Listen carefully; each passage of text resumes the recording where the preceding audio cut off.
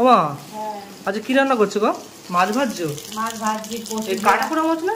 হ্যাঁ, কচু দিয়ে আলু দিয়ে তরকারি করবো। কচু দিয়ে আলু দিয়ে তরকারি করবে? এই যে এখানে সব মশলাপাতি কষিয়ে নিয়ে ঝোলটার মধ্যে মাছ ভাজাটা দিয়ে দেবে, তাই তো? হ্যাঁ হ্যাঁ। তাহলে কাটা পোড়া মাছের কচু দিয়ে ঝোল। হ্যাঁ। আর এটা কি? পটল ভাজা। পটল ভাজা মাখিয়ে রেখেছো ভাজলে, তাই তো? হ্যাঁ। আর কি করেছো মা? আর ডাল করেছি। আর ডাল করেছো। আর ভাত তো হয়ে গেছে নাকি? হ্যাঁ হয়ে গেছে মা। হ্যাঁ। তাহলে আর বেশি বাকি নেই, তাহলে মাছের মধ্যে দিলেই হয়ে যায়। হ্যাঁ ফুটলে আর কি দেবে? ধনে পাতা দেবে, তাই তো? হ্যাঁ তাহলে তো হয়ে যাবে। হ্যাঁ হয়ে যাবে। তাহলে আমি যাই, মুখ হাত ধুয়ে আছি। যা দিয়ে। আচ্ছা ঠিক আছে। তো বন্ধুরা এদিকে আমার রান্নাগুলো যে মুখ হাত ধুয়েছে, তারপর খাওয়ার সময় দেখা হচ্ছে। ও অনেকদিন পর কাটা পোনা মাছের ঝোল দিয়ে খাওয়া হবে।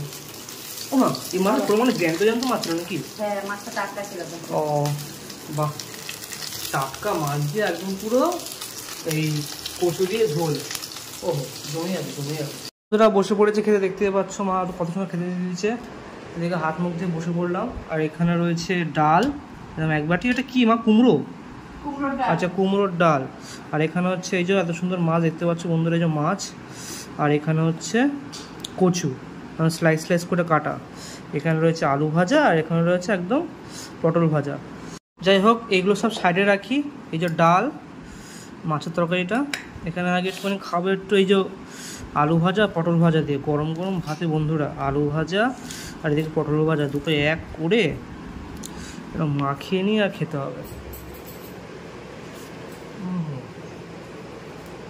এটা হচ্ছে কাঁচা লঙ্কাটা।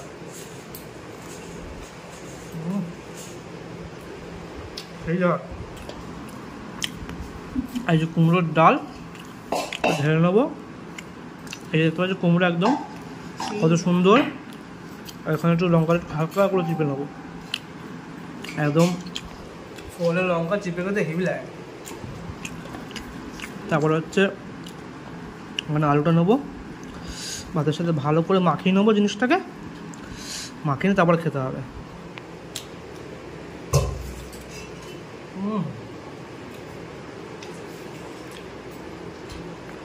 বুঝলে মা, গরম ভাতে এই আলু ভাজা বড় ভাজা লাগে না ভাজাভুজিতে। এবারে এই মাছটা দিয়ে খেতে হবে।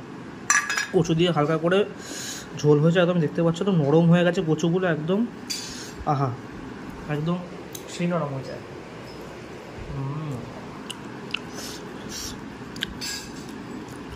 জ্যান্ত কাটা পোনা মাছের পাতলা করে ঝোল। আর এই যে মাছটা সেই ফ্রেশ মাছ একদম ভালো করে ভাতের সাথে মাখিয়ে নিয়ে এম করে খেতে হবে।